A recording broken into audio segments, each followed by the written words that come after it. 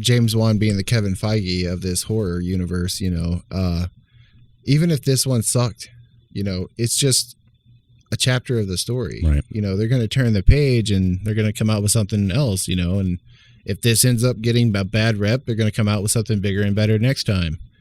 The Conjuring universe is going to go on for a very long time, and I'm pretty happy about that.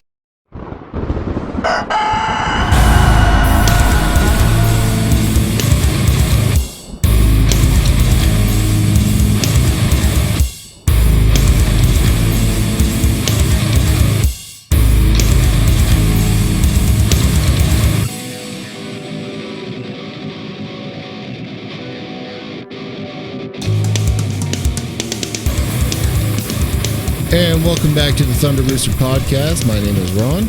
And I'm Paul. And today, voila! It's not finished yet, but we are in our new studio. If I can talk. Yes. Been putting a lot of work into this past couple of weeks, and it's turning out rather nicely, if I might say so myself. Pretty impressed. You got my reaction too. Yeah, I did. It's pretty cool. Might have to share that. Might have to show that here. But yeah, we still have a lot to do, but we have an episode to shoot this week, so we figured we'd go ahead and put it together, get it done. I think so. But yeah, I'm pretty stoked about it. I'm pretty stoked too, but I'm going to tell you, I feel really close to you now. Yeah, I know, right? I don't know how I feel about that. It's like we're just 2 feet I'm away really from closer to you now. Yeah, it's okay. All right. So what are we talking about today, Ron? We're going to be talking about the Conjuring movies. We're just covering 1, 2, and the third one, which we just finished watching. We made this episode centered around the fact that it was coming out and we were going to watch it. And I'm glad we did it during the day. That's for sure. Yeah, nighttime's not the fun time. No. See, me and Paul are kind of wusses when it comes to horror flicks and whatnot at night. You just leave the night light on and it'll all be fine. Right. So thanks for watching it during the day. I appreciate that. But yeah, I've always been captivated by the Conjuring movies. The first one, I straight up could not sleep properly that Me night. neither. Me neither. So yeah, it's something else. Cast is great. The director is great. And on the third one, he didn't direct it. James Wan. Mm-hmm. He did not direct the third one, which is called The Devil Made Me Do It. But he did still produce. I'm pretty sure he still had a hand in it. And it's good that he still had the involvement. Yeah. It's a good series. And there's other movies that tie into it. Like we said, we're just covering the 3, but it's a large catalog. I'll go into the list. I found out that actually there's even a timeline you can watch the movies chronologically. I did see that too. Yeah. So, and it's because I'm looking at the dates and you're like, wait, that's really out of order. But yeah. If you think about it though, James Wan is kind of like, he's created this own little universe. Mm-hmm. And if I dare say so myself, James Wan's basically the Kevin Feige of the Conjuring series, I think that's fair to say. Yeah. So it's going to be awesome to see what else they come up with, because they have so much material that they can turn into movies. It's crazy. We will be jumping into some more in-depth stuff on this, what I'm about to say, coming up in a couple episodes. But the whole Conjuring series is based off of Ed and Lorraine Warren's basically case files that they've done, and the most famous, basically, husband and wife dynamic duo in the paranormal world.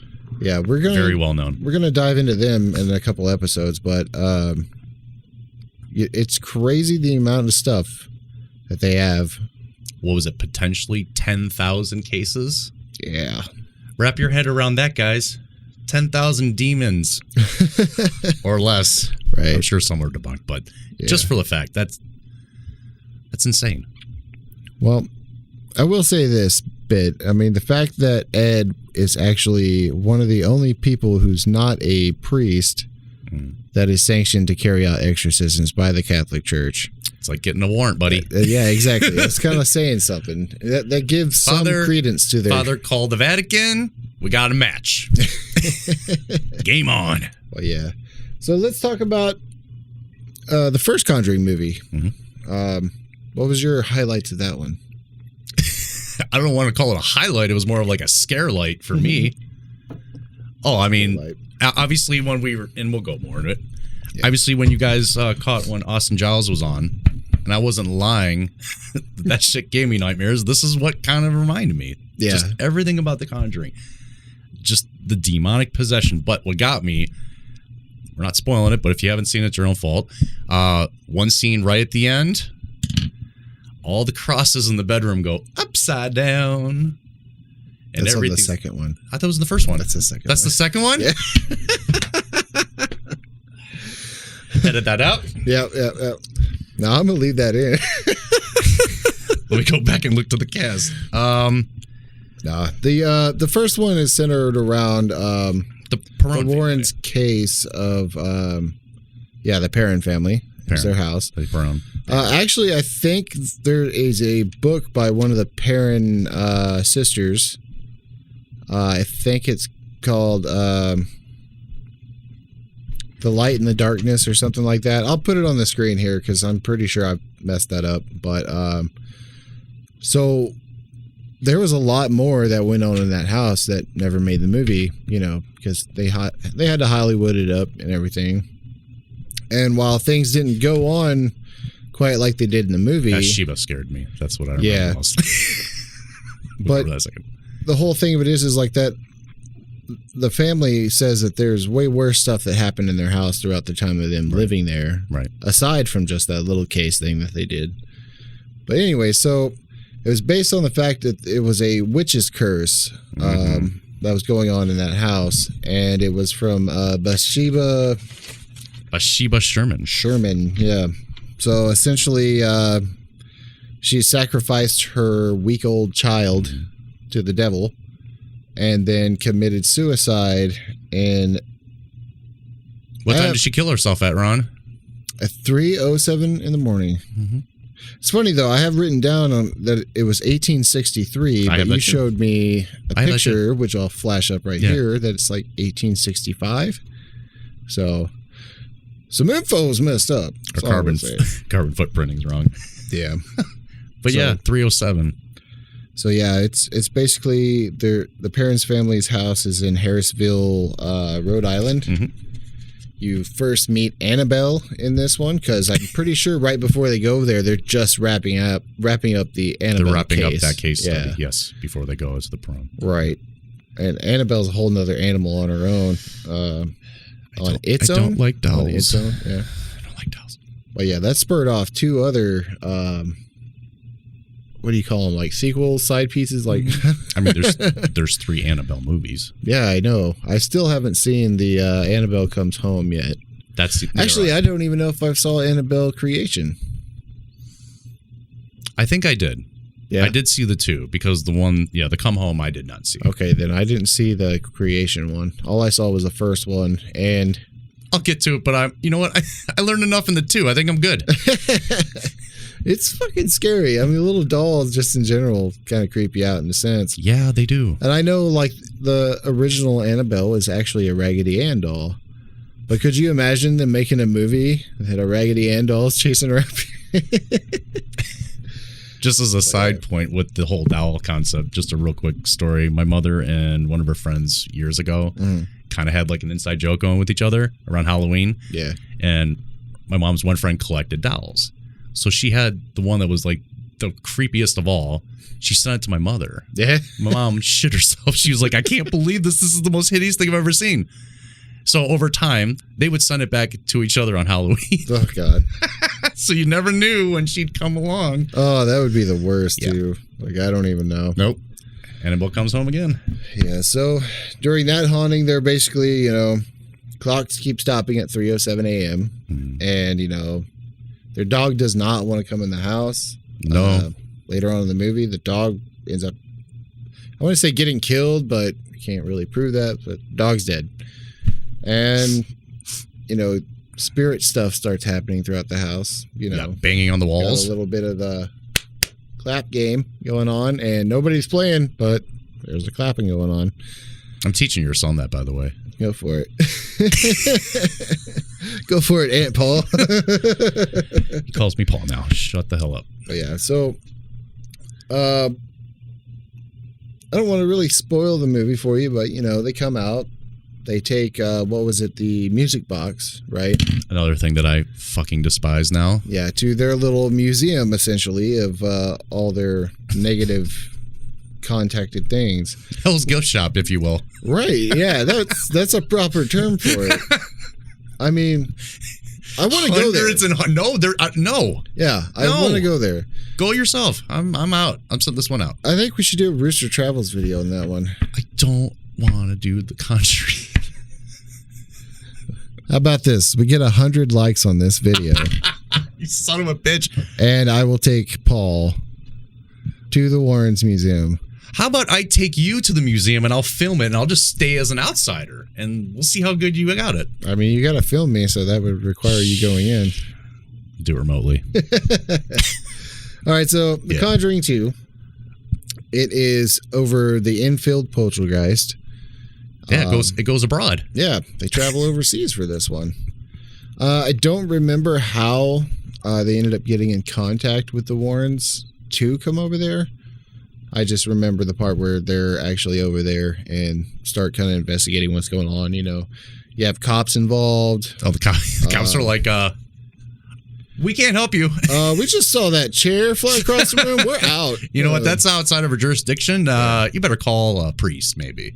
I mean, that's kind of your natural I think that's what it was, though. because, I mean, if we're talking outside the movie versus real, I mean, at least the movie depiction, it was like the police came. They're like, yeah, shit, we got nothing for you here. Maybe you should call a priest. Yeah. And then maybe the father had reached out and said, hey, we have this, this husband and wife duo team that specializes in paranormal. And of course, everything's got to get consent first.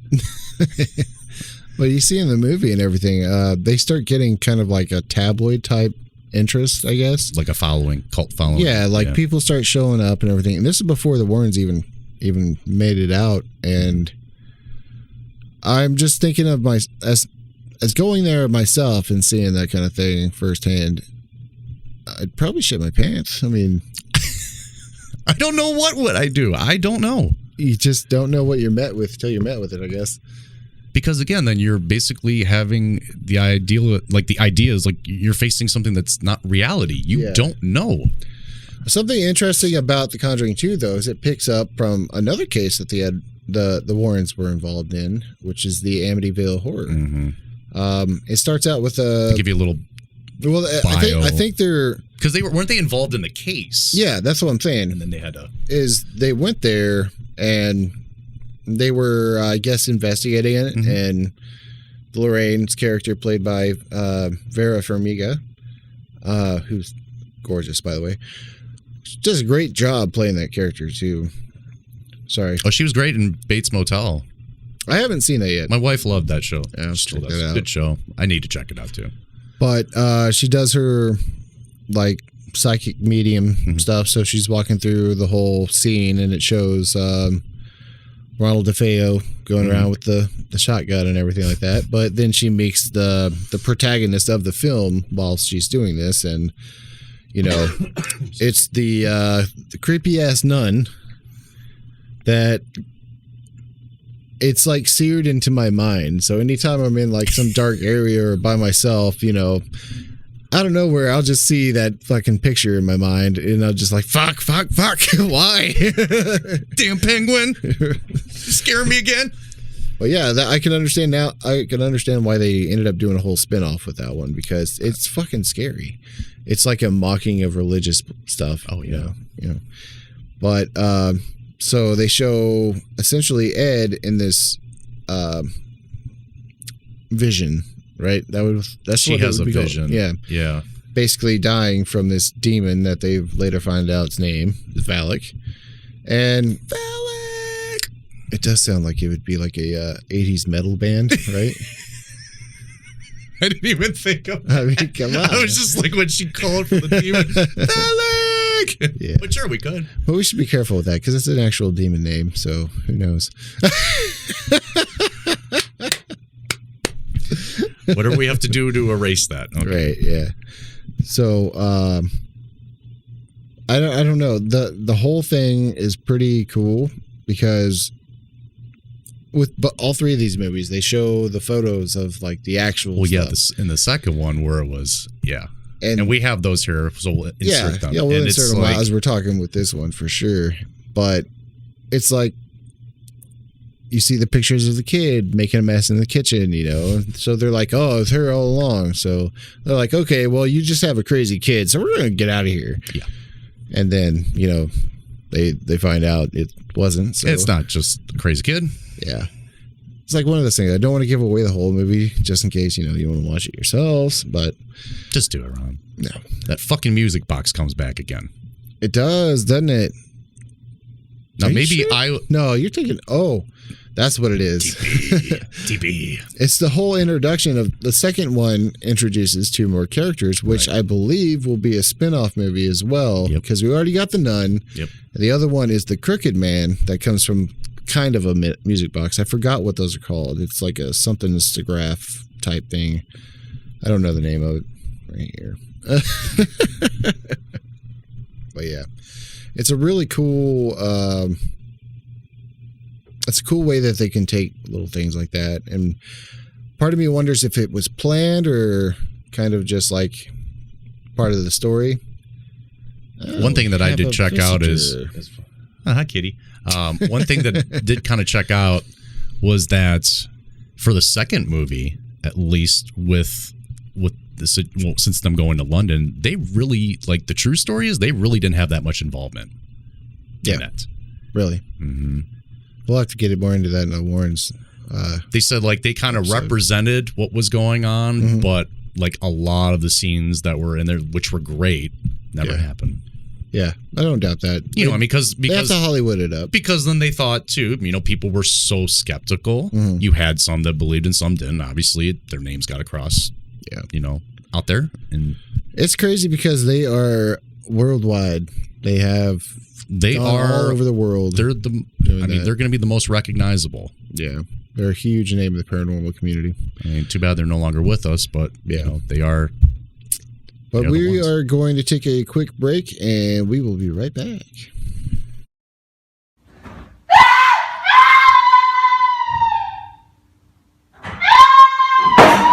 Welcome back, everybody. Hello. So one thing we were talking about during break, and obviously when the information comes out and people are skeptical of, what is going on as far as what Ed and Lorraine were attributing to. Yeah.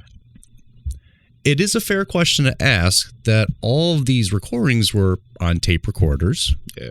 We think a time frame. I just think that that's really kind of tough to doctor up a tape. Yeah. I mean, it definitely can be done. You know what I mean? But if, like, for example, if you have a child sitting there and then all of a sudden that child just starts speaking Latin. Yeah. I mean. Especially not having any, like, exposure to that or something like that, which would be most often the case. Right. And also we have to highlight the fact that it started, at least in the movie, from the use of a Ouija board. Yeah. The lesson learned, don't touch the Ouija board. Right. Come on. Don't do it. Jinx, you owe me a Coke. But yeah, no, it's very interesting in the fact that you can't really prove any of this stuff happened. I mean, they have tapes and whatnot because they do actually play audio and they show pictures of the actual family on these movies. But I mean, it kind of gives credibility to the fact that it's based on a true story. But most of everything in the movie is largely vastly exaggerated. Yeah, hands down. So looks cool. I mean, regardless though, let's take away the Hollywood exaggeration and everything like that. How fucking crazy would it be to find out that all this shit was real? The whole exorcism thing. We've had episodes on it. We've covered 2 actual cases of exorcism that are really famous. They made movies on them. And I have to say, it still scares the shit out of me. Even though I've not had any, like, actual experience in any of that. No, neither of us have. But, it's not like we could just, go online and say, hey, can we just attend an exorcism and see what it would be like? Now, if they started, charging money for tours for exorcisms and stuff, then I might start being like, all right, this is bullshit. Just $100 a day, you can be there. Right. But yeah, The Conjuring 2 was definitely. I think it has the most entertainment value carried with it. I think it did do well as a sequel. But the first Conjuring will always have... That was more scary to me. Yeah. There were a lot of jumps and it made me jump. I think it was the first time you saw a movie like that done extremely well. Mm-hmm. James Wan really had a great grasp of his art, how he wanted to have it perceived, and it just fucking worked. The build-up was like... Not your traditional, like, here's something that's going to make you jump and scare. Like, you had to think. Right. And the imagery was just... Yeah. We also have to take off the chart the story of it, because the subject matter itself is scary enough, because there's a lot of religious beliefs that back up that, hey, these things are actually out here, So the scare factor, that's already there with any movie, really. But the way he just painted the picture and the stories and the choice of casting, I mean, really set it apart from all the other things. The Conjuring franchise alone is, I think, the second highest grossed horror franchise out there. I'll have to put the number one across the screen. I'm just guess Halloween. That's just my guess, but I could be wrong. Maybe Saw. Yeah, I don't know. We will find out. I'm wondering if maybe it might be like the whole Jason Voorhees thing. Maybe. Friday too many. Yeah, maybe. Next Friday, Friday after next, Friday too many. Well, yeah, we'll find out for ourselves, but you will learn now. But yeah, so we just watched The Conjuring 3. The Devil Made Me Do It. I don't have a lot of notes over this one because I literally had no idea. I just wanted to go into it and watch it as a fresh face on that, and it's over a case where the defendant is claiming that he was possessed by the devil for murder. Murdering a guy. And one thing before we go in, because we just mentioned this the other minute, one of the cool things from the third edition is that when the priest actually has to come to the house, he gets out of his cab and he looks into the house. Yeah. And the way the shot is set up, if you just had maybe a little bit of more moonlight coming overhead, it would look like the identical shot of the movie cover from The Exorcist. Right. And there was probably some intention with that too. In respect, yeah. I mean, of course, the priest look on his face when he got out of the car. He's like, fucking hell, why did I sign up for this? Son of a bitch. But I mean, the scare factor of this too is this time around, it's a child that is like possessed. An 8-year-old boy. Yeah, I know. And that's flat out horrifying. Yeah. Just a child in general. Especially when he starts to crab walk too. Ugh. That grosses me out. We saw Linda Blair do it. We heard what she said. That's what. But he didn't. But he didn't have any good puns. Yeah, I still can't believe they didn't keep that in like the original. That was later on. You fucking see, eat me, bitch. And I'm like, wow, yeah. And the statue too. All those fun things. Oh, that made me laugh so hard. Right. But I could not. I still can't get that. She gets bitch slapped to the ground. Mm-hmm. Sorry, folks. Sorry, guys. Well, yeah. But so it basically, they wanted to know, like, the Warrens felt, okay, and again, if this is completely true to the story outside of the movie, they were like, wow, this is definitely not anything we've actually encountered. This is totally different. Like, how could this be happening? Right. What is causing this? There's no item or anything, a relic. Yeah, they later find out, and it's a whole nother ballgame for them. The one thing I do like, just as a whole for the movie, is the fact that it's not just a haunted house movie. Know, this has to do with more so Satan worship and witchcraft, and it's an actual person doing shit to people, and it reminds me it's called a witch's totem, but what she made and stuff like that, it just reminded me more of witchcraft more than satanic cult stuff. No, it makes sense. What do I know about that? No, it does. Right. But It's all about her fucking table. Yeah. I heard a lot of people say that because, James Wan wasn't directing this one, that, it wasn't going to be great, or that they had seen it and didn't like it as much. And it's just like a lot of what happened in the movie and stuff would be something that James Wan would have done. Sure. Right. I just think that, like you said yourself, it wasn't as scary, maybe, which to a degree, I would say you're 100% right on that. I can't. The events, can't like disagree actually with the that. depiction of what happened, it's scary as shit. Yeah. But just to know, you kind of have more ownership in this one to kind of know. Where, like I said, I think the first one is the scariest of all of them. The second one is scary, but I really like the story of that one. Yeah, I don't like the story too, and it kind of came full circle, but it wasn't like like that. That's my whole thought too, is on like James Wan being the Kevin Feige of this horror universe. Even if this one sucked, it's just a chapter of the story. Right. They're going to turn the page and they're going to come out with something else. And if this ends up getting a bad rep, they're going to come out with something bigger and better next time. The Conjuring universe is going to go on for a very long time, and I'm pretty happy about that. I mean, ideally, you got 6 films, and then if you want to count the other one, which is the side one, that's 7, right? What side? The Well, here, I'll just go ahead and list them right now. Go ahead, read them. I did write read them in down. order. Yeah. So this is how you should watch them. Yeah, this is in chronological order. So it starts out in 1952 with The Nun.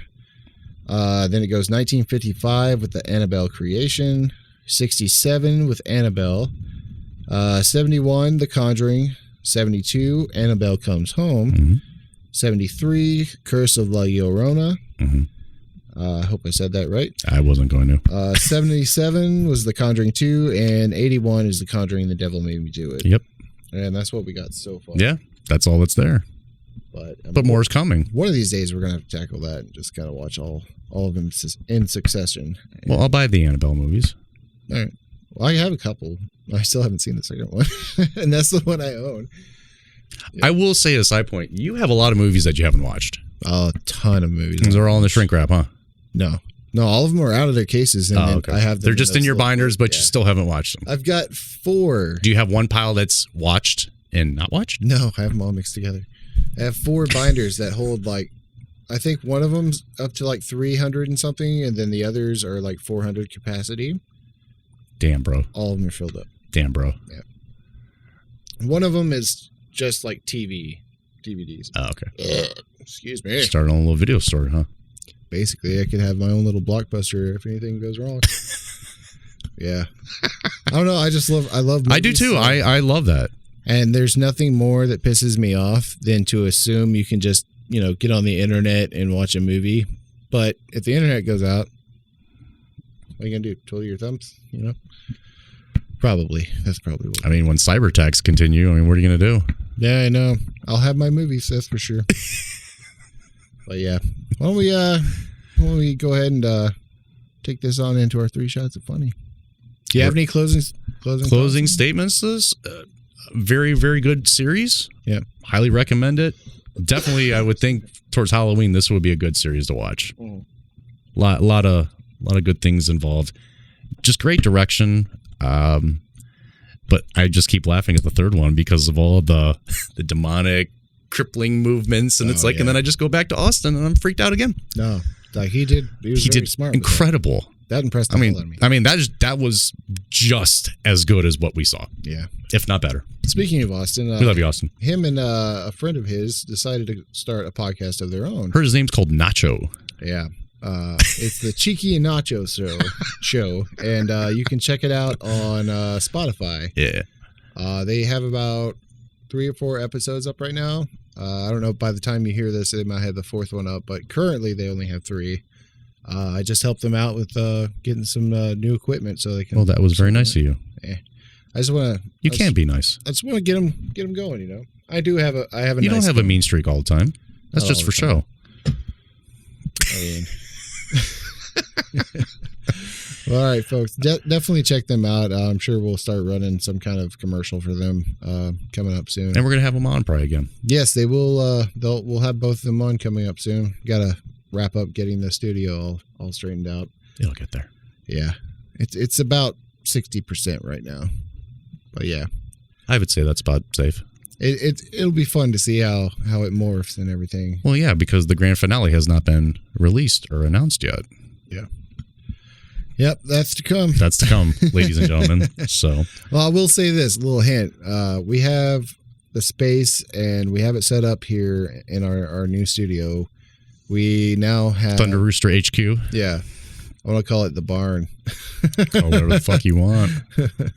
But we have enough space down here to successfully pull off like 3, maybe 4 different sets. So we're definitely going to have fun playing around with that. Oh, for sure. Let's go ahead and hop into our 3 shots of funny. I think we've got probably enough time to pull all these off. You know, and this is also, this is coming out, I think it comes out right after Father's Day. Does. Oh, yeah. Yeah. Yeah. All right, folks. Do it! I was like, are you going to break it in?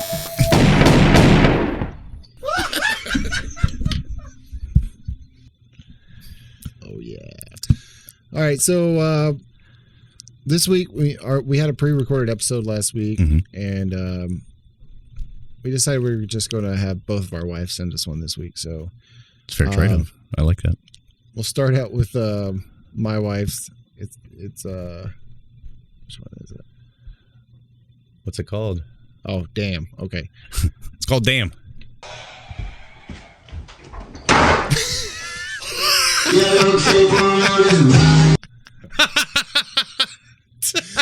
Damn. That was fucking awesome. See it one more time. That was so awesome. All right, at first, I'm just going to be honest on something I'm going to say. I wasn't really like thrilled about the whole TikTok universe or whatever, but there are people that are pretty clever on how they put these videos together. I will give them that. I mean, there's so many funny ones out there. I don't even have a TikTok. I'll just find stuff like that on Instagram most of the time. That's where she finds all hers. She doesn't have a TikTok either. Yeah. All right, and what's Kelly's lined up for us? Well, the full title is Happy, Happy, Joy, Joy, but we can just call it Happy. There goes the knee. Ride it, Happy. Ride it. There we go. And then she goes on there and she did fucks with his dislocated knee. That's nice. Of course, he's like, honey, could you just please get off? I'm fucking in pain. I just love and appreciate the fact that little girl did the Happy Gilmore. She did the dance and she was feeling the flow. All right. This next one. Paul, you want to go first on this one? Which one is it? Oh, mine is called Donkey. Donkey. Oh, donkeys. Oh, sassy donkey. Oh. He just kicked up a fart. That is crazy. Bad donkey. Our last episode was a horse farting on the ground. And now we got a donkey. For equal opportunity. Horses, donkeys, jackasses everywhere. That's awesome. I do like that. Mine is called Is that a fucking snake? Is that a fucking snake? I hate snake. Fucking snake, I hate. Die.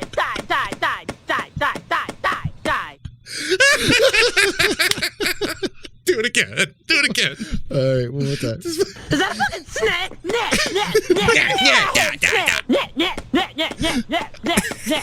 Fucking snake, I hate. Fucking snake. Die. I hate snakes too. That's hilarious. That reminded me of like on South Park, like Cartman doing the voice kind of thing. That's what that reminded me of. Stupid all right, in honor of Father's Day, yes, since it was just last Sunday, according to this episode, we picked out a couple that pretty good. I'm going to play mine first because it's not technically has to do with a father. It's just titled Daddy. Daddy. Oh, yo, grab my cord right there. Grab my cord right there. You can grab it yourself, bro. Daddy, yo, don't do that. Do not do that, my man. Like, why you, like, in my ear, bro? In my ear. Daddy? I'm not your daddy, my man. I'm not your daddy. Don't moan in my fucking ear. Next time, get it yourself. I'm trying to help you out. Daddy? Want your cord so bad here?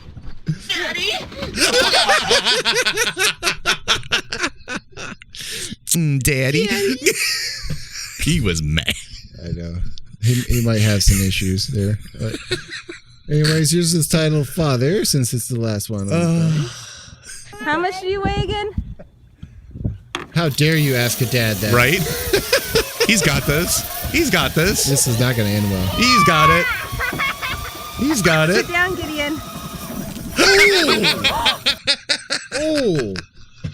I knew he was going to hit the tree, but I didn't think he was going to somersault. Oh, he did. yeah. He got fucked. Fuck. That's another thing I'm going to look forward to. I'm going to have a zip line him whenever we move and get a big property line. Yeah, for sure. And then this could be me. then I can watch Noah on the far watching you like, wow, Daddy went, and boom. Yeah, this totally. Sonny Bono. I mean. Oh, my God.